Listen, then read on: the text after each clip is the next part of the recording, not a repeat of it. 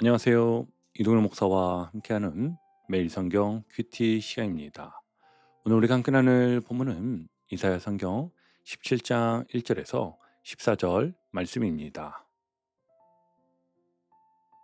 여러분, 이런 순간 있지 않습니까?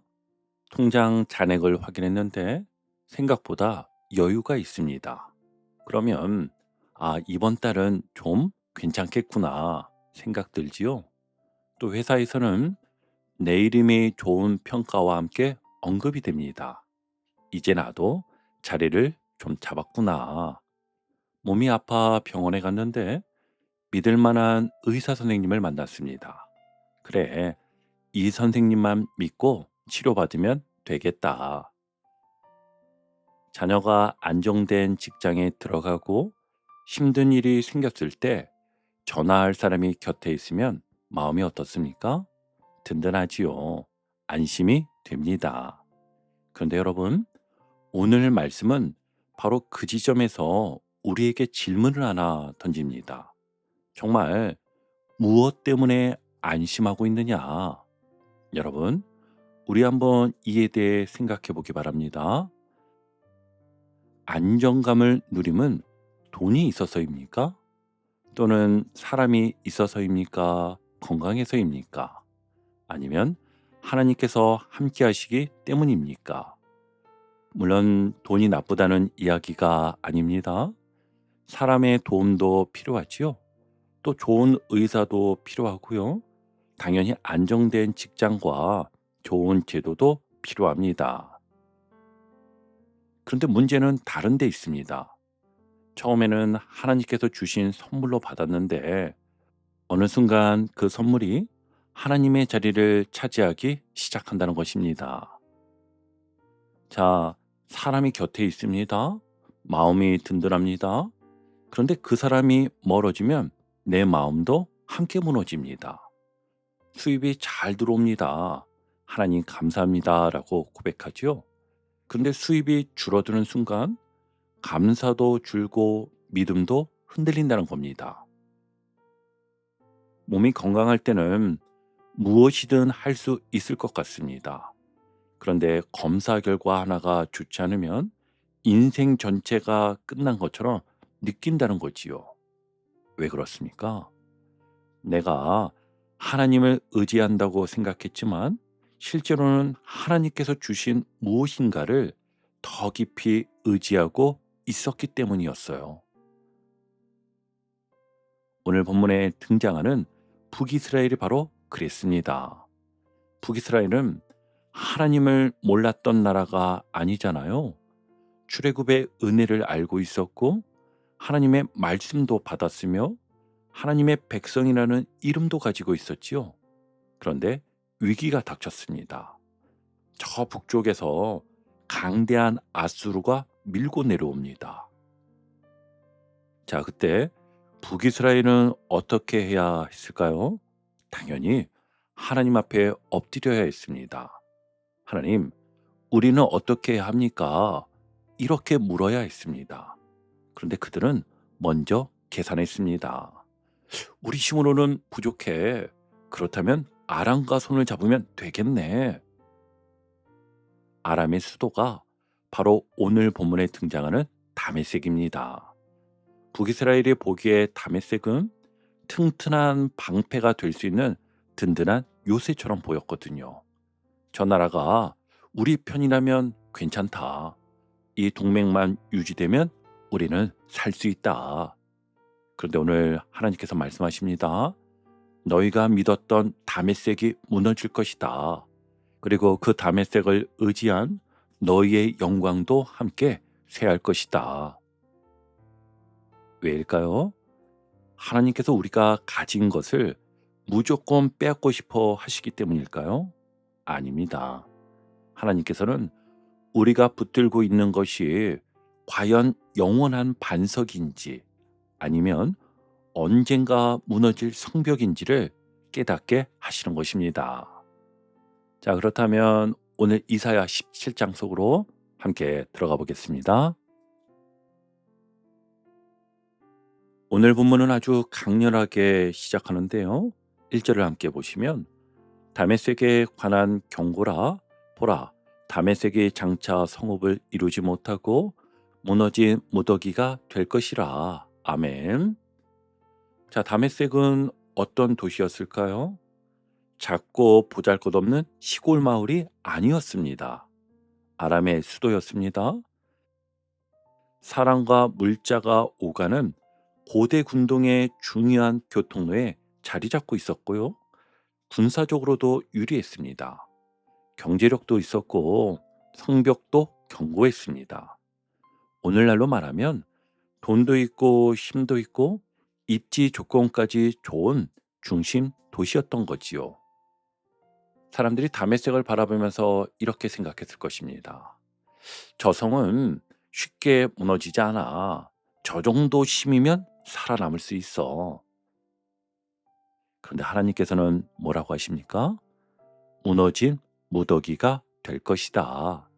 여러분, 성벽이 조금 손상된다는 정도가 아닙니다.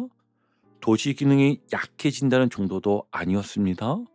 사람들이 자랑하던 모든 것이 돌무더기로 변한다는 것입니다. 사람의 눈에는 초롱성인데 하나님의 눈에는 무너질 돌무더기였습니다. 여기서 우리가 먼저 기억해야 합니다.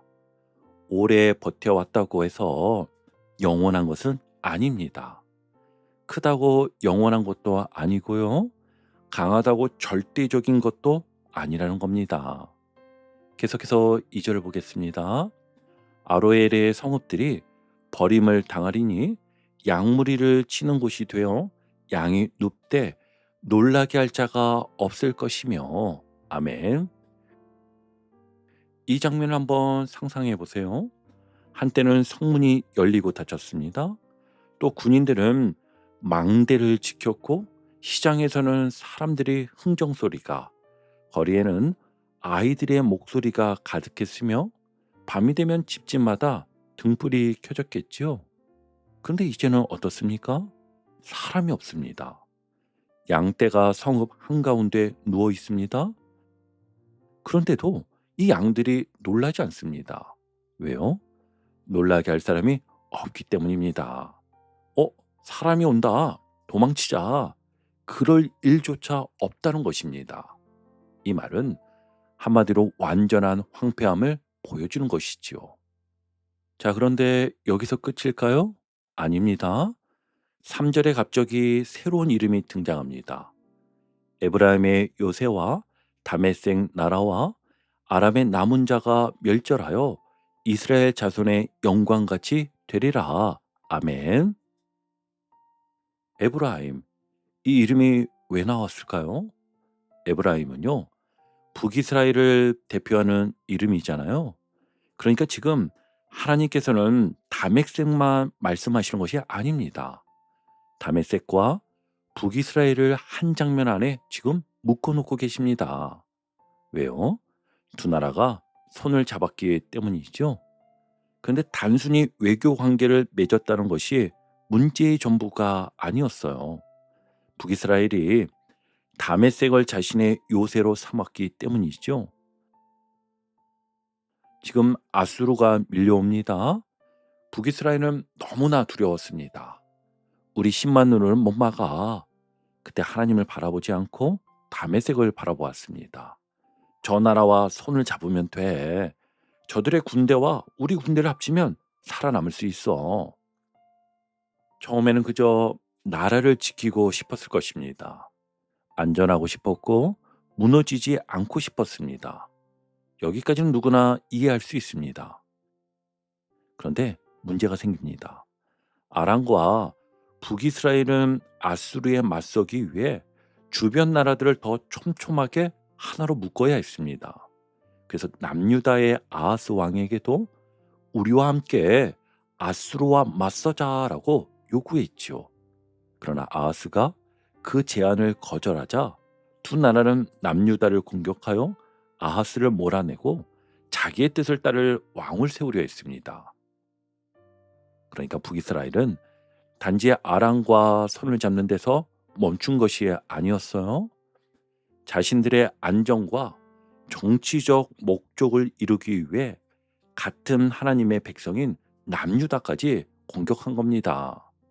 안전을 지키려다 보니 하나님의 뜻보다 동맹 체제가 더 중요해졌고, 결국 그 동맹을 지키기 위해 하나님의 백성을 치는 데까지 나아간 것이지요. 자, 보십시오. 처음에는 두려움에서 출발했습니다. 그런데 두려움을 하나님께 맡기지 않자 잘못된 계산이 시작이 됩니다. 잘못된 계산이 잘못된 연합으로 이어졌고, 잘못된 연합이 결국 하나님의 뜻을 거스르는 행동으로 이어졌지요. 여러분, 그래서 불안할 때 내리는 결정이 매우 중요합니다. 평안할 때는 누구나 믿음 좋은 말을 할 수 있습니다. 하나님만 의지합니다. 모든 것을 주님께 맡깁니다. 그런데 돈이 부족해집니다. 사업이 흔들립니다. 자녀의 앞길이 막힙니다. 몸에서 이상이 발견되었습니다. 그때 비로소 내가 실제로 무엇을 믿는지가 드러납니다. 그래서 그 순간 우리 머릿속에 이런 말이 떠오를 수 있습니다. 일단 이번 문제부터 해결하고 보자. 방법이 조금 옳지 않아도 어쩔 수 없지. 지금은 믿음보다 현실이 먼저야. 그런데 바로 그때 조심해야 합니다. 현실을 해결하려다 하나님의 뜻을 이룰 수 있기 때문입니다. 회사에서 살아남기 위해 정직하지 않은 일에 눈을 감을 수 있습니다. 다들 하는 일인데 뭐. 관계를 붙잡기 위해 상대방의 잘못된 요구를 계속 받아줄 수 있습니다. 이 사람까지 떠나면 나는 혼자야. 교회를 안정시키겠다는 이유로 기도와 말씀보다 사람의 영향력과 숫자를 더 의지할 수도 있습니다. 일단 사람이 많아져야 뭐라도 하지. 또 가정을 지키겠다는 명분으로 가족을 지나치게 통제하고 몰아붙일 수도 있습니다. 다 너 잘 되라고 하는 말이야. 한번 보십시오. 처음 목적은 나쁘지 않았습니다. 잘 되고 싶었습니다. 안전하고 싶었고 무너지지 않고 싶었을 뿐입니다. 그런데 하나님보다 안전을 더 사랑하는 순간 그 안전이 우상이 되더라는 겁니다. 이제 4절을 보겠습니다. 그날에 야곱의 영광이 쇠하고 그의 살찐 몸이 파리하리니. 아멘. 이 표현이 참 생생하지요. 한때는 살이 찌고 풍성했습니다. 나라에 힘도 있었죠. 경제도 괜찮았고 군사력도 있었습니다. 사람들이 부러워할 만한 영광이 있었습니다. 그런데 그 몸이 점점 야위어 갑니다. 힘이 빠지고 영광이 빠져나갑니다. 설마 우리가 그들은 그렇게 생각했을지 모릅니다. 그런데 하나님을 떠난 영광은요, 오래 버티지 못합니다. 5절에선 또 하나의 장면이 등장하는데요. 네, 바로 추수하는 장면입니다. 추수하는 사람이 곡식을 베지요. 한 번 베고 끝나는 것이 아닙니다. 뒤에 남은 이삭까지 줍습니다. 무슨 뜻일까요? 북이스라엘의 영광이 거의 남지 않을 만큼 사라진다는 것입니다. 자랑하던 군사력도, 튼튼하다고 믿었던 요새도, 의지하던 동맹도 그들을 지켜주지 못합니다. 그런데 여러분, 바로 여기에서 반전이 하나 생기는데요. 6절이었어요. 함께 보시면, 그러나 그 안에 주을 것이 남으리니 감람나무를 흔들 때 가장 높은 가지 꼭대기에 과일 두세 개가 나무 같겠고, 무성한 나무의 가장 먼 가지에 네다섯 개가 나무 같으리라. 아멘. 거의 다 떨어졌습니다. 감람나무를 세 개 흔들었습니다. 열매가 우수수 떨어집니다. 이제 아무것도 없겠네 했는데, 그런데 잘 보십시오. 나무 꼭대기에 두세 개가 남아 있습니다. 가장 먼 가지에 네다섯 개가 남아 있습니다. 많습니까? 아닙니다. 정말 적습니다. 그런데 없습니까?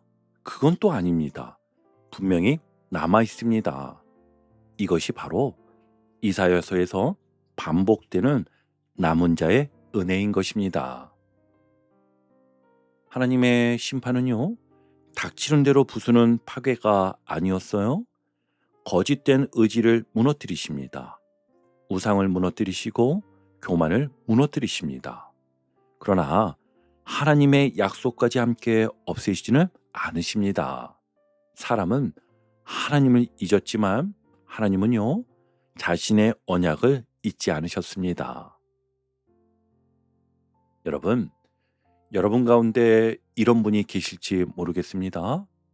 목사님, 제게 뭐가 남아있는지 모르겠습니다. 사업을 정리하고 나니 손에 남은 것이 거의 없어 보입니다. 오랫동안 갈등을 겪다 보니 가족 관계가 이전으로 돌아갈 수 없을 것 같습니다. 치료를 계속 받고 있는데 몸의 힘은 점점 떨어집니다. 청년들은 어떻습니까? 친구들은 앞으로 나아가는 것 같은데 나만 멈춰 있는 것 같습니다. 이때 이런 마음이 들지요. 나는 왜 이것밖에 남지 않았지? 그런데 오늘 말씀은 말합니다. 조금 남았다고 끝난 것이 아니라고 말입니다. 내게 남은 힘이 작아도 괜찮습니다. 남은 기회가 적어 보여도 괜찮습니다. 하나님께서 붙들고 계신 작은 믿음 하나만 있다면 거기서 다시 시작할 수 있습니다. 우리 눈에는 겨우 두세 개의 열매입니다. 그런데 하나님의 손에 들어가면 그 작은 열매가 다음 계절을 여는 씨앗이 될 수 있음을 꼭 기억하시기 바랍니다. 자, 이제 두 번째 단락인데요. 남은 자들에게 어떤 변화가 일어나는지 보겠습니다. 7절과 8절을 보시면 그날에 사람이 자기를 지으신 이를 바라보겠으며 그의 눈이 이스라엘의 거룩하신 이를 뵙겠고 자기 손으로 만든 제단을 바라보지 아니하며 자기 손가락으로 지은 아세라나 태양상을 보지 아니할 것이며 아멘. 여기서 핵심은 무엇일까요? 바라본다. 바로 시선입니다. 사람의 눈이 달라집니다. 이전에는 무엇을 바라보았죠? 자기 손으로 만든 계단을 바라보았습니다. 자기가 세운 것을 바라보았고 자기가 계획한 것을 바라보았습니다. 또 자기가 확보한 안정장치를 바라보았습니다. 그런데 이제는 자기를 지으신 하나님을 바라봅니다. 자, 왜 이런 변화가 일어났을까요? 무너지고 나서야 자기가 붙들고 있던 것이 하나님이 아니었다는 사실을 깨달았던 것이지요. 여로보암 이후 북이스라엘은 하나님 말씀에 자신을 맞추기보다 자신들의 형편에 맞는 예배를 만들었습니다. 예루살렘까지 가는 것이 불편했잖아요. 너무 멀어. 굳이 거기까지 갈 필요가 있을까? 그래서 가까운 곳에 제단을 세웠습니다. 나라를 빨리 안정시켜야 했습니다. 백성들이 계속 예루살렘을 바라보면 정치적으로 불안해질 수 있었기에 그래서 자기 나라에 맞는 새로운 종교 체계를 만들었습니다. 겉으로 보면 그럴듯하잖아요. 예배도 있고 제단도 있었으며 종교적인 이름도 있습니다. 그런데 중심은 무엇입니까? 하나님, 우리가 원하는 것을 이루는 데 협조해 주십시오. 이것은 하나님을 섬기는 신앙이 아니었어요. 하나님을 이용하는 신앙이었지요. 내가 예배를 드렸습니다. 그러니 하나님은 내 사업을 잘 되게 해주셔야 합니다. 내가 기도했습니다. 그러니 하나님은 내가 원하는 사람을 반드시 붙여주셔야 합니다. 내가 헌신했습니다. 그러니 내 자녀는 아프지 않아야 하고 원하는 대학과 직장에 들어가야 합니다. 여러분, 물론 우리는 하나님께 필요를 구할 수 있습니다. 아픈 몸의 치료를 위해 기도해야 합니다. 경제적인 회복을 구해야 합니다. 자녀의 앞길을 위해 눈물로 기도해야 합니다. 그러나 신앙이 무엇입니까? 내가 원하는 결과를 얻기 위해 하나님을 움직이는 것이 아니지요. 하나님을 바라보며 내가 변화되는 것이 신앙이잖아요. 그래서 남은 자들은 자기 손으로 만든 제단을 보지 않습니다. 자기를 지으신 이를 바라봅니다. 무너진 뒤에야 시선이 제자리로 돌아온 것입니다. 그런데 9절을 지나 10절로 가면 북이스라엘이 왜 여기까지 왔는지가 정확히 드러납니다. 이는 네가 네 구원의 하나님을 잊어버리며 네 능력의 반석을 마음에 두지 아니한 까닭이라. 아멘. 자, 북이스라엘의 가장 큰 문제가 무엇이었습니까? 하나님이 없다고 말한 것인가요? 아닙니다. 그들에게 예배의 형식이 있었습니다. 종교적인 이름도 남아 있었고 하나님 이야기도 했습니다. 그런데 하나님을 마음에 두지 않았던 거예요. 이게 무서운 겁니다. 하나님을 부정하지는 않았습니다. 그런데 결정할 때는 하나님을 제외했습니다. 위기가 오면 사람을 찾았습니다. 불안하면 동맹을 찾았고 풍요를 원하면 우상을 찾았던 것이죠. 하나님은 어디에 계셨습니까? 종교적인 말썽에는 계셨습니다. 그런데 실제 선택 속에는 계시지 않았습니다. 여러분, 하나님을 잊는다는 것은 하나님의 이름이 생각나지 않는다는 뜻이 아닙니다. 찬송가 가사를 잊는 것도 아니에요. 하나님 없이 결정하는 것이고 하나님 없이 계획하는 것이며 하나님 없이 하루를 사는 것입니다. 주일에는 다 하나님을 기억합니다. 그런데 월요일 회사에 가면 잊어버립니다. 기도할 때는 분명 하나님은 나의 반석입니다라고 고백했어요. 그런데 통장 잔액을 보는 순간 그 반석이 사라집니다. 찬양할 때는 모든 것을 맡깁니다라고 노래합니다. 그런데 자녀의 문제가 생기는 순간 불안과 비교와 잔소리가 마음을 지배합니다. 자, 그 결과가 무엇입니까? 10절과 11절에 농사의 장면이 나오는데요. 북이스라엘은 자신들이 기뻐하는 나무를 심습니다. 이방의 나뭇가지를 옮겨 심습니다. 울타리도 두릅니다. 아침부터 씨가 잘 자라도록 정성을 다합니다. 대충 했습니까? 아닙니다. 정말 열심히 했습니다. 계획도 세웠고 관리도 했으며 좋은 결과를 얻으려고 나름 열심을 다해 애썼습니다. 그런데 11절 마지막이 어떻게 끝나지요? 근심과 심한 슬픔의 날에 농작물이 없어지리라. 아멘. 와, 얼마나 허무합니까? 열심히 심었습니다. 열심히 키웠습니다. 울타리까지 둘렀습니다. 그런데 추수할 것이 없습니다. 왜요? 열심히 부족해서가 아닙니다. 하나님을 잊은 열심이었기 때문이었죠. 여러분, 이 말씀은 열심히 살지 말라는 뜻이 아니었어요. 성실하지 말라는 뜻도 아닙니다. 문제는 하나님 없는 열심입니다. 하나님 없이 성공만 바라봅니다. 하나님 없이 인정만 구합니다. 하나님 없이 내 계획만 이루려고 합니다.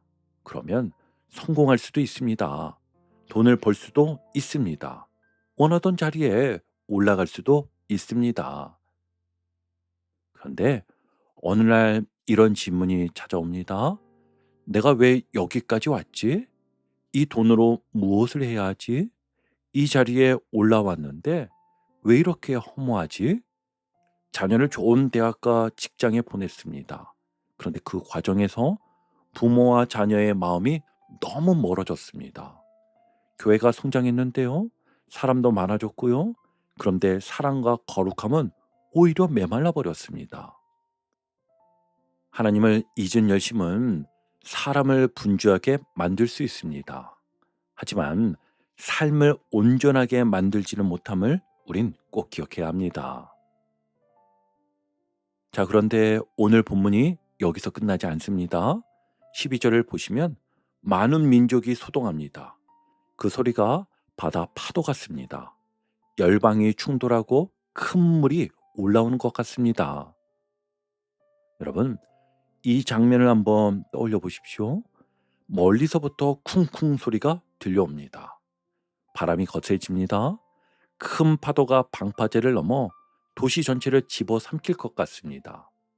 유다가 느끼기에는 세상 모든 군대가 한꺼번에 자신을 향해 몰려오는 것 같았습니다. 이제 끝났다. 우리는 살아남을 수 없다. 우리 삶에도 이런 순간이 있습니다. 치료비 걱정과 생활비 걱정이 한꺼번에 밀려옵니다. 가족의 병환과 직장의 문제가 겹칩니다. 한 가지 문제를 겨우 감당하고 있는데 또 다른 전화가 옵니다. 그때는 전화벨 소리도 무섭지요. 병원에서 문자가 오면 가슴이 철렁합니다. 취업을 준비하는 청년은 계속해서 불합격 소식 앞에서 자신의 존재까지 의심합니다. 나는 정말 쓸모없는 사람인가? 그때 문제의 소리는 바다 파도처럼 크게 들립니다. 그런데 13절에서 장면이 완전히 바뀌지요. 13절을 함께 보시면 주께서 그들을 꾸짖으리니 그들이 멀리 도망함이 산에서 겨가 바람 앞에 흩어진 같겠고 폭풍 앞에 떠도는 티끌 같을 것이라. 아멘. 자, 방금 전까지는 큰 물이었습니다. 도시를 집어삼킬 파도였잖아요. 그런데 하나님께서 한번 꾸짖으십니다. 그러자 어떻게 됩니까? 겨가 되고 티끌이 됩니다. 우리에게는 거대한 파도처럼 보였는데 하나님 앞에서는 가벼운 먼지였습니다. 여러분, 상황의 크기보다 하나님의 크기를 보아야 합니다. 문제가 크지 않다는 뜻이 아닙니다. 우리에게는 정말 큽니다. 병이 큽니다. 빚도 큽니다. 관계의 상처도 큽니다. 그러나 그 모든 것보다 하나님이 더 크십니다. 자, 마지막 14절입니다. 보라, 저녁에 두려움을 당하고 아침이 오기 전에 그들이 없어졌나니 이는 우리를 노력한 자들의 몫이요 우리를 강탈한 자들의 보응이니라. 아멘. 저녁입니다. 아직 해가 완전히 지지도 않았는데 두려움이 몰려옵니다.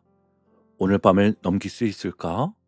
그런데 아침이 오기 전에 상황이 달라집니다. 하나님께서 일하신 것입니다. 여러분, 신앙은요, 저녁에 두려움이 없다고 말하는 것이 아니었어요. 믿음이 있어도 무서울 수 있습니다. 검사 결과를 기다리는 밤은 깁니다.